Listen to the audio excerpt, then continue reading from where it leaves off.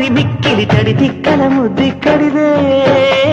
పెదవెక్కద మధు అక్కడిదే మదమెక్కిన మగ హక్కులు చలి సిగ్గులు పుణికి తన చేజెక్కిన ఒడి దగ్గర చలి తగ్గినది అల చుక్కలు కల దిక్కుకు చిరు రెక్కలు తొడిగి మన మనసక్కడ మహ చక్కగా సుఖమెక్కినది హాయ్